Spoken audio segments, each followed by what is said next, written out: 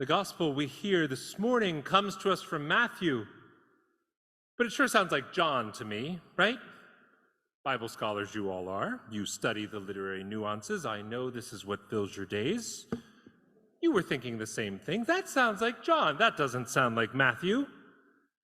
If it weren't for Jesus calling himself Matthew's telltale son of man, it'd practically have to be John. But it isn't. It's Matthew. It's good old Matthew, comfy, cozy, first book of the Christian Testament, positioned right there to link us to the words of the Jewish covenant with the newer one that is formed by Jesus. This is a parable that we heard this morning, and it is an instruction for what to do that doesn't make much sense on the surface and that everyone thinks they understand, and maybe they do,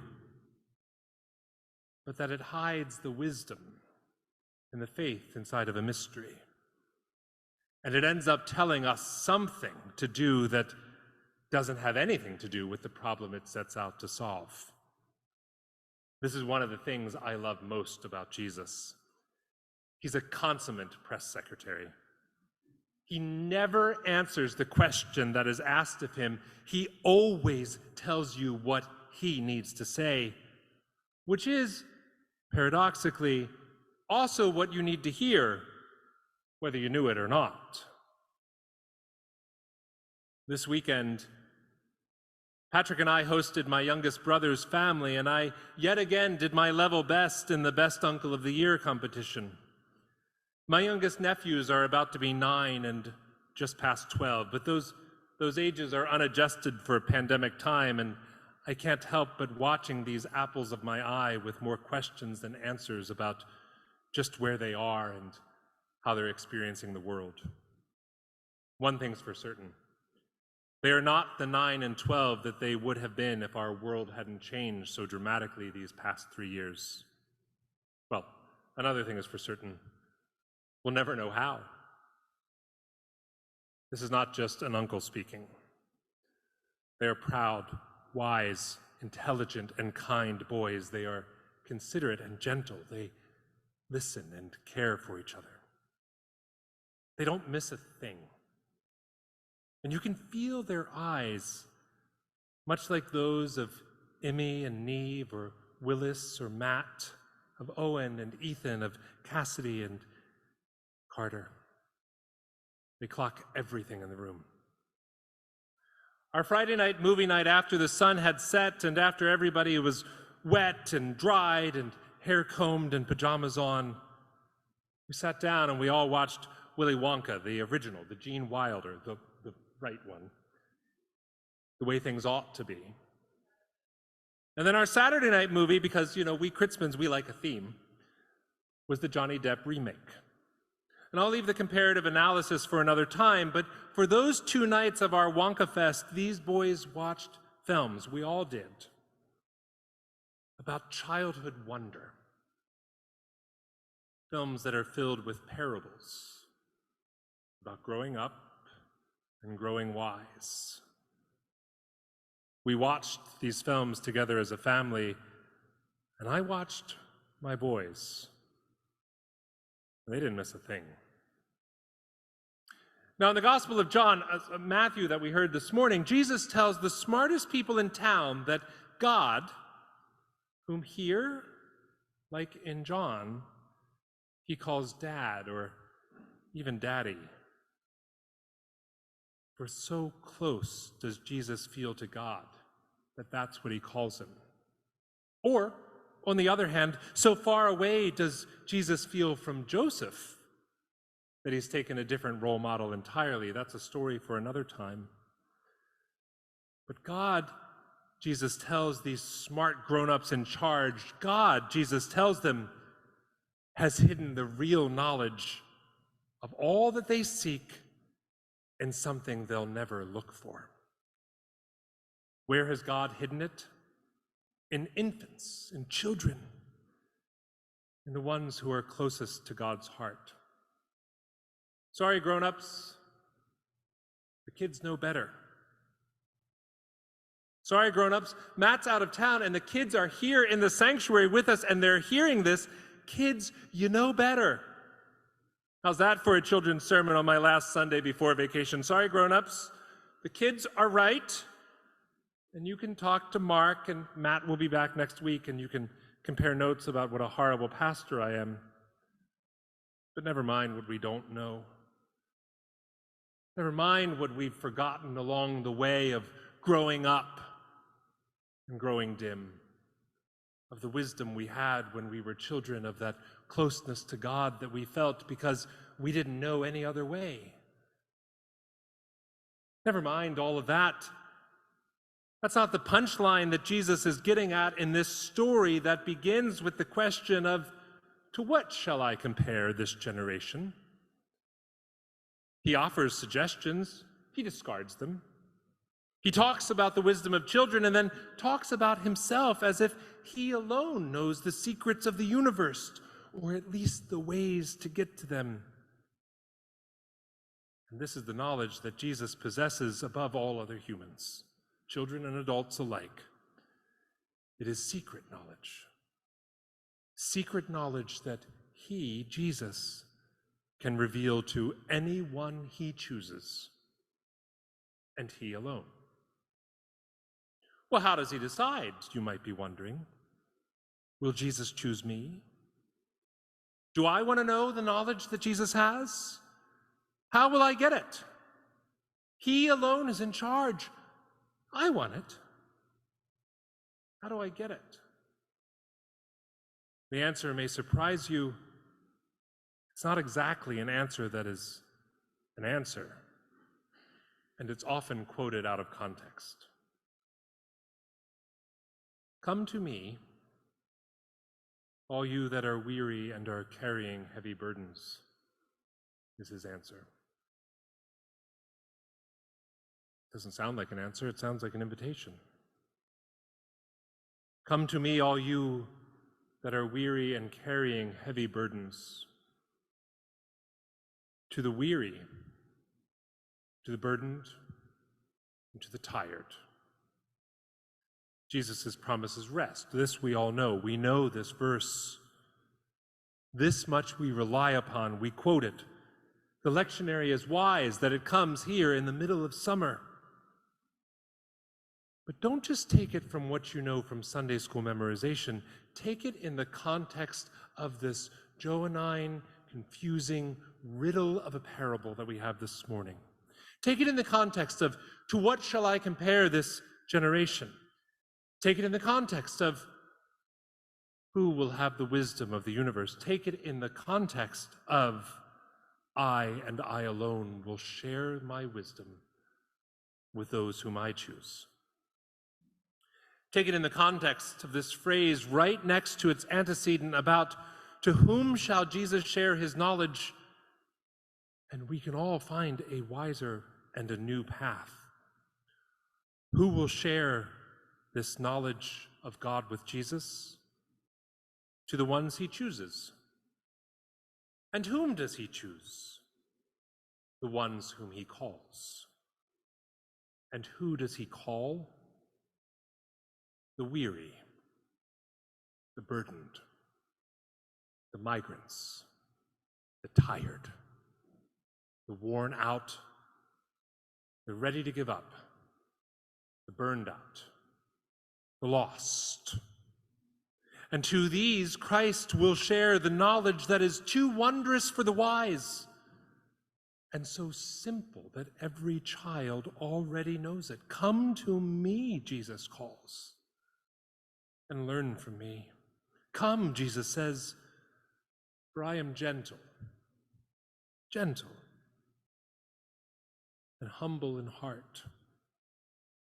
Come, Jesus says, and you will find rest for your souls. Rest for your souls. Rest for your soul.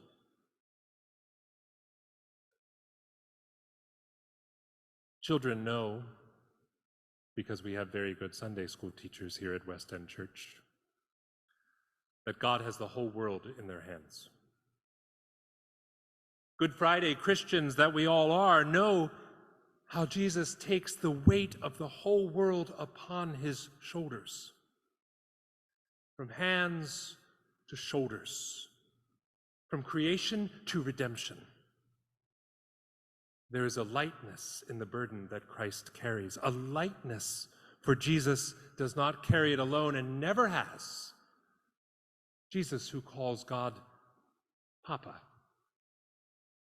says, "Come to me, friends, come to me, for my yoke is easy and my burden is light, because I am already sharing it. You can't shoulder it alone. Stop trying." Rest does not come easy to us. Burdens perhaps do. Easy is for quitters. We might need rigor. Maybe I should be speaking in the singular rather than the plural, but I suspect not. To what shall I compare this generation, Jesus asks? To those who come to him, or those who don't? To the ones who are ready for rest, or the ones who are determined to keep working harder, not smarter? The smarter path is the easy yoke that Jesus offers, which, let's take a moment and just be clear, this is not a letting off the hook kind of rope. Jesus also says that we must love our neighbors as ourselves. You know that too. And so if you deserve a rest, so too does your neighbor. If you've had a bad day, your neighbor might have had a worse one. If you deserve a comfy bed in a cool apartment, so too does your neighbor. If you deserve the right to work and liberty and documents, then so too does your neighbor. And if you deserve the right to equal work, then you deserve the right to equal pay, and so too does your neighbor. And if you deserve to use the bathroom that matches your identity, then so too does your neighbor. But to each of us, there may still be a yoke that is easy, a burden that is light, and a joy that surpasses all human understanding if we come to Jesus, if we share our burden, if we say, "I'm tired and weary, I'm burdened and worn out. I can't take it another day. Can you?" And when we say that, Jesus reveals the keys of salvation, the secrets of creation, the wisdom that comes from you don't have to anymore. Let me help. Sometimes it can be such a blessing to get mixed up in the Gospels, of finding John's Jesus in the middle of Matthew, of meeting Mark's Jesus dressed in Lucan clothes. It's like a summer day, a moment of rest, a surprise encounter. Where will it lead, this second road divulged in a wood? This road too less traveled and oft ignored, this lightness of being.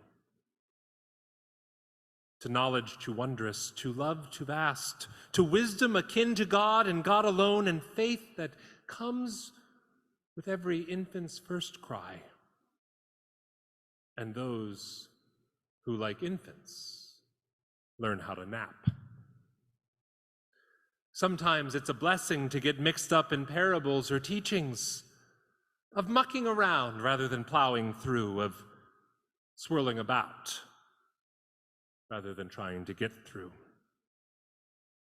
of one day at a time, of this moment is not yesterday's moment and no way of knowing tomorrow's.